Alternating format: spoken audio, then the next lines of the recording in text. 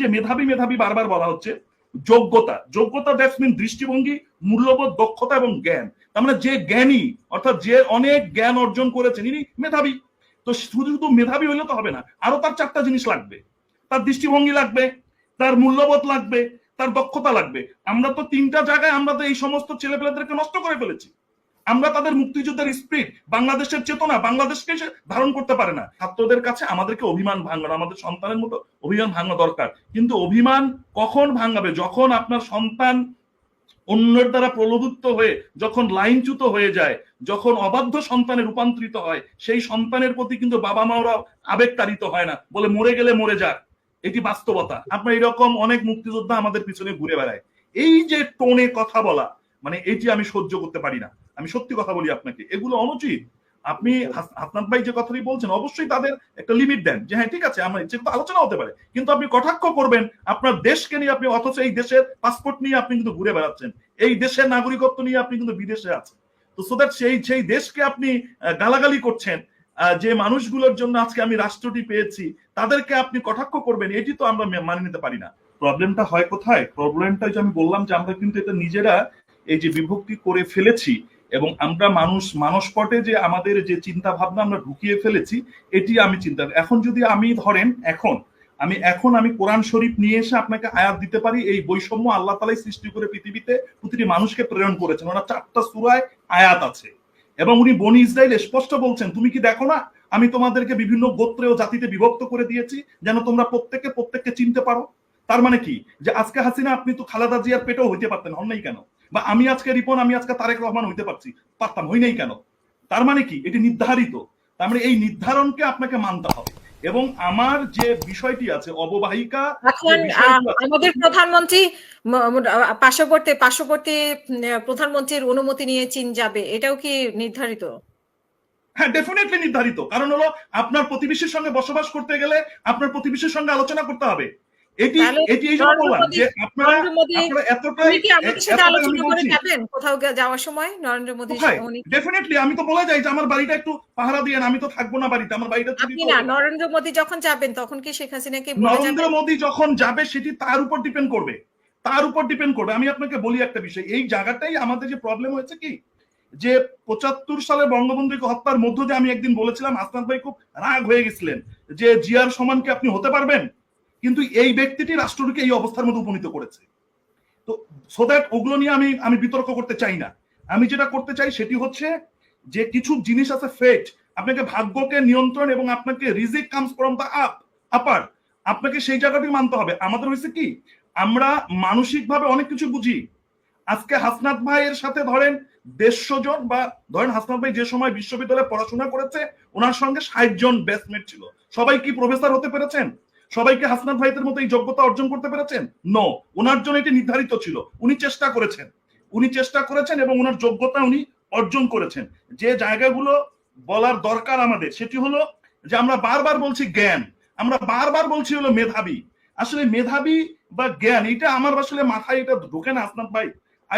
এটা আমি কোনোভাবেই দেখি না। আমরা কেন যোগ্যতাটাকে আমরা কিন্তু করি না? একটি মানুষের 3 ধরনের যোগ্যতাকে আমরা জাস্টিফাই করতে হয়। একটি হচ্ছে হলো প্রান্তিক লেভেলের যোগ্যতা, মিড লেভেলের যোগ্যতা এবং সর্বোচ্চ যোগ্যতা।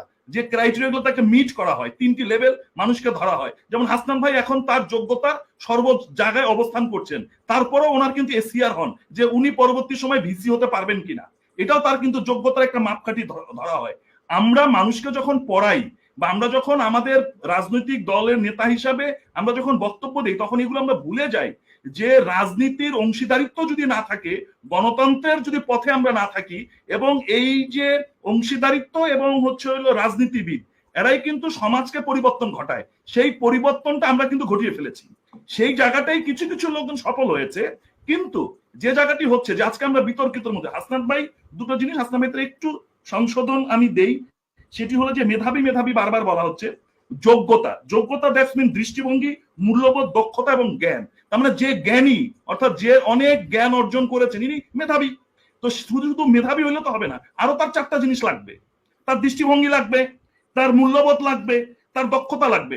আমরা তো 3টা জায়গায় আমরা তো এই সমস্ত ছেলেপেলেদেরকে নষ্ট করে ফেলেছি। আমরা তাদের মুক্তিযুদ্ধের স্পিরিট, বাংলাদেশের চেতনা, বাংলাদেশকে সে ধারণ করতে পারে না। এই যে আপনার এখানে সে যে ছেলেটি প্রশ্ন করেছেন, সে তো বাংলাদেশকে ধারণ করে না। তার মানে কি, যে যে অংশটুকু বাংলাদেশকে ধারণ করে না তাদেরকে আপনি প্যাট্রোনাইজ করছেন। তাহলে তার জ্ঞান থাকতে পারে, সে অনেক জ্ঞানী, কিন্তু তার তো সেই যোগ্যতা নেই। এই জায়গাগুলো আমরা, তার মূল্যবোধ এখনো তৈরি হয়নি। তো মূল্যবোধটি কখন তৈরি হবে? আরেকজনকে সম্মান করতে হবে, আরেকজনকে বুঝতে হবে, আপনাদেরকে শুনতে হবে। কিন্তু আপনারা শুধু মেধাবী বলছেন, নো, জ্ঞানী মেধাবী এটি আলাদা একটি বিষয়। এই দর্শক এবং অন্যান্য দর্শক না হয় মানে ডেসপার্টলি কথা বলে, খুব রাফলি কথা বলে, এগুলা নিজস্ব আলোচনার বিষয়।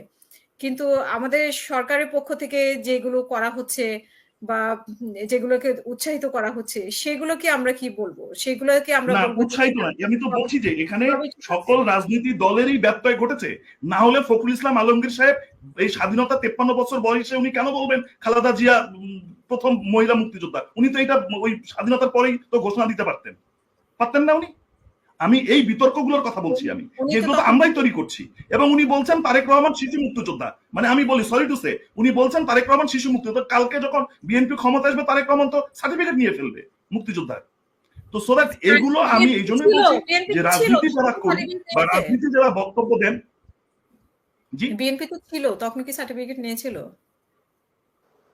মানে আবার বিএনপি আসলে তারপরে সার্টিফিকেট নিবে, মানে আওয়ামী লীগকে দেখে দেখে, মানে আওয়ামী লীগ যেভাবে গণহারে। আমি এটাই তো বলছি যে আমি এটাই বলছি যে আপনার রাজনীতির বক্তব্য, আপনি যেহেতু সমাজকে নিয়ন্ত্রণ করেন, আপনার আইডিওলজি একজন বহন করে। যেমন মাহমুদ ভাইকে একজন দেখলাম যে টেক্সট করলেন এবং এটা আমি দেখলাম। তো তার মানে কি, যে একজন রাজনীতিবিদকে কিন্তু একজন মানুষ ফলো করে, একজন রাজনীতিবিদ কি ঢঙ্গে কথা বলে, ওনার চেতনা, ওনার যে আবেগ, এগুলো নিয়ে কিন্তু মানুষজন ভাবে। তো আমি সেটাই বলছি যে তাহলে আমরা কোন দিকে আমরা তাদেরকে নিয়ে যাচ্ছি। তো এই যে কনফ্লিক্ট গুলো, কন্ট্রাডিকশন, এগুলো আমরা তৈরি করে দিচ্ছি। আমি কেন তৈরি করে দিব? আমি সেই জায়গাটাই বলছি, আমি হাসান ভাইয়ের সঙ্গে ওই জায়গাটা, যেদিন আমার সঙ্গে হাসান ভাইয়ের অনেক তর্ক বিতর্ক হয়েছে, কিন্তু আমি ওই জায়গাটাই একমত। হাসান ভাই তো একমত হয়েছেন যে স্বাধীনতা, বঙ্গবন্ধু, বাংলাদেশ, এই জায়গাটা যারা মুক্তিযুদ্ধ করেছেন, মানে তাদেরকে সহ বলছি আমি, তাদেরকে রেখে যদি রাজনীতিটা আজকে করতো, আজকে যদি হতো, তাহলে বাংলাদেশের চরিত্র এরকম আপনি দেখতে পারতেন না। আমি তো অসাম্প্রদায়িক মানে বাংলাদেশকে আমি চেয়েছি, আমি তো সাম্প্রদায়িক বাংলাদেশ চাইনি। আমি তো এই দেশকে আমি তো আফগানিস্তান বানাতে চাইনি। কিন্তু আমরা তো 90 দশকে আফগানিস্তান বাংলা হবে আফগান, আমি তো এই স্লোগান তো আমরা তো দেখেছি। তো সো দ্যাট সেই জায়গাগুলো আমরা তো বাংলা ভাইকে দেখেছি, রিসেন্ট আমরা সেই জিনিসগুলো দেখেছি। তো এই যে রাষ্ট্রের চরিত্র বদলে দেওয়ার যে রাজনীতি, এবং যে কথাগুলো আপনি বললেন যে সংশোধিত হয়নি, এখনই দেখেন এই 6 মিনিট আগের একটি নিউজ, কোটা নিয়ে বিরোধী দলগুলো সমর্থনের রাজনীতি। তার মানে ওয়াহিদুল কাদের তো মিথ্যা কথা বলেননি, সবাই সমর্থন করেছেন। বিএনপি করেছে, গণতন্ত্র মঞ্চ করেছে, জাতীয় পার্টি করেছে। বিএনপি তো ঠিকমতো আমি বলছি আপনারা বলেন, মানে আমি আপনি যেটা বললেন যে ওবায়দুল কাদের বলছে যে রাজনীতি ভর করেছে, আমি সেটাই বলছি, অলরেডি তো ভর করেছে, তারা এটা করেছে।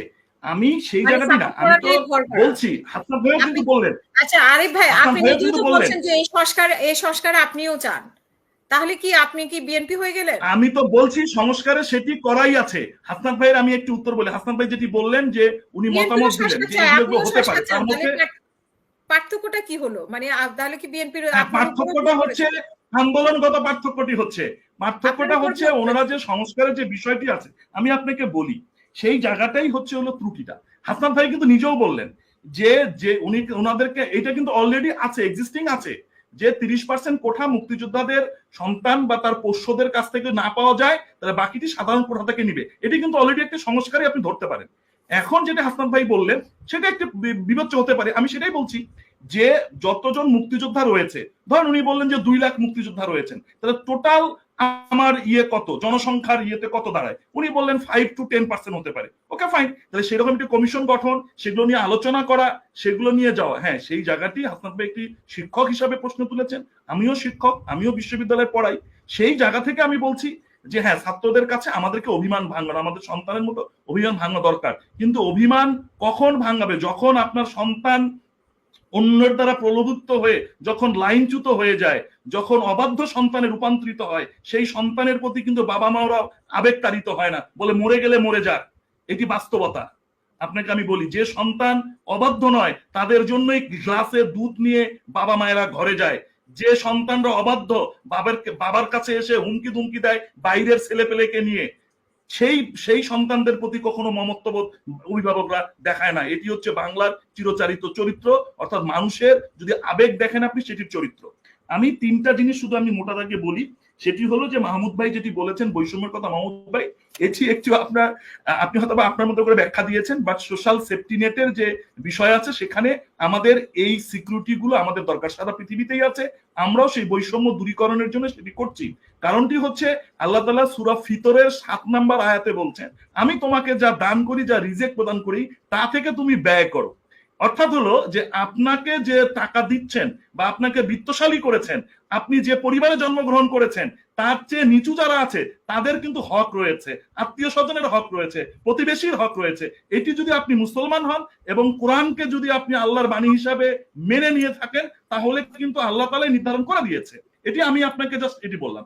সামাজিকভাবে সমাজবিজ্ঞানীরা কি বলছে? সমাজবিজ্ঞানীরা বলছে যে তুমি এমন একটি উইপন ব্যবহার করো, এমন একটি তুমি টুলস ইউজ করো যেন বৈষম্যটি, ইকুয়ালিটি এবং ইকুইটি এই দুটো যেন ব্যালেন্সিং হয়। এটি সমাজবিজ্ঞানীদের ধারণা বা সোশ্যালিজম নিয়ে যারা কাজ করে। সেই ক্ষেত্রে কি বলা হয়েছে, উচ্চতা দিয়েই যদি ধরা যায় যে একটি মানুষ কম উচ্চতায়, একটি হচ্ছে হলো বেটে আর একটি লম্বা, তার মানে একটি ওয়াল যদি টপকানো দিতে বলে, তাহলে যে উচ্চতায় বেশি, দৈর্ঘ্যে বেশি, সে চট করে লাফ দিয়ে চলে যাবে। কিন্তু যে ছেলেটি একদম বামন বা খাটো, তাকে যদি আপনি টুল না দেন, তার সমান করে না দেন, তাহলে সে তো ওয়ালটি টপকাতে পারবে না। এই বৈষম্যটা দূর করার জন্য এরশাদ সাহেব কিন্তু জেলা কোঠা দিয়েছিলেন, আমি অ্যাপ্রিসিয়েট করি। সেই জেলা কোটা হয়েছিল বিদায়, না হলে আগে সেক্রেটারিতে বা বিভিন্ন সরকারি দপ্তরে শুধু কুমিল্লা চট্টগ্রামের লোকজন ছাড়া, ওই যে হাসনাত ভাই যে এলাকার মানুষ, আমি উত্তরবঙ্গের মানুষ, কোনো লোকজন পাওয়া যাইতো না চাকরিতে, লাখে একটা দুইটা পাওয়া যেত। তার মানে যেহেতু নন প্রিভিলেজ অঞ্চলে আমরা বসবাস করতাম, সেখানে শিক্ষা দীক্ষা পাশ্চাত্যের যে বিষয়গুলো ছিল, সেই কারণে তারা কিন্তু আসতে পারে নাই। এটি থাকা উচিত। আর যে 56% কোঠার কথা বলছেন, যে 56%, আসলে এটা না হাসান ভাই, টোটাল মিলে এখন 56% আপনার কোঠার মধ্যে আছে, যেখানে প্রতিবন্ধী কোঠা আছে, এই বিভিন্ন ইয়াদের অনন্ত নিরীগোষ্ঠীদের আছে, সকল কিছু মিলেই কিন্তু সেখানটা রয়েছে। আমি সেই জায়গাটি আমি বলছি যে সেটি সরকারের সাথে যে বিষয়টি আছে সেটি হলো যে আমাদের এই সন্তানেরা যেন চাকরি পায়। কিন্তু সেই জায়গাটায় সরকার প্রধান হিসাবে মাননীয় প্রধানমন্ত্রী সে আগে থেকে 2011 সালে উনি যখন দ্বিতীয় টাইমে যখন ডিক্লারেশন করেন, তখন কিন্তু 3টা জিনিস প্রজেক্ট দিয়েছিলেন। মাহমুদ ভাই আপনি জানেন কিনা আমি জানি না, হাসনাত ভাইও জানেন, একটি বাড়ি অসম্ভব একটি সম্ভাবনাময় প্রজেক্টকে আমরা ধ্বংস করে দিয়েছি। 2 নাম্বার ছিল যে আপনি সার্টিফিকেট জমা দিয়ে 5 লক্ষ টাকা পর্যন্ত সেলফ এন্টারপ্রেনারশিপের জন্য আপনি এই কর্মসংস্থান ব্যাংক ওনাদের জন্য তৈরি করা হয়েছিল। প্রবাসীদের জন্য, এই যে প্রবাসী ভাই এটি বললেন, একজন প্রবাসী আমাকে প্রশ্ন করেছেন যে বিদেশিদের জন্য কি করা হবে। সরকার ডাটা এন্ট্রির জন্য বিজ্ঞপ্তি দিয়েছে। হাসিনা আপনাকে আমি বলি, আমি একটি ট্রেনিং এর সঙ্গে যুক্ত ছিলাম, নোবডি কোন বিদেশি ডাটা দিতে চান না, তারা বলেন যে না আমরা ডাটা দিব না। কারণটি হলো এই যে বিদেশ থেকে যে একজন কি নাম ওনার, এই যে সোহেল সাহেব যিনি বললেন, আমি ওনার উদ্দেশ্যে বলতে চাই মেধা পাচার হচ্ছে না। যারা স্টুডেন্ট বললেন না নেদারল্যান্ডসে, আমি জানি না উনি কোন হিসাবে ওখানে আছেন, আমি জানি না, বাট ওনাকে আমি প্রশ্ন রাখতে চাই, আপনি কি হিসাবে ওখানে আছেন? ম্যাক্সিমাম আপনাকে আমি বলি 90% যারা এই স্টুডেন্ট কনসালটেন্সি করে তারা ফ্রড ফ্রড ফ্রড 3বার শব্দটি উচ্চারণ করলাম। তারা শুধুমাত্র সার্টিফিকেট জাল করে যে সমস্ত অঞ্চলে স্টুডেন্টকে পাচার করা, ডিপোর্ট করা যায়, আপনি লন্ডনে থাকেন হাসিনা, আপনিও দেখবেন কিংস ইয়েকে এখন বন্ধই করে দেওয়া হয়েছে।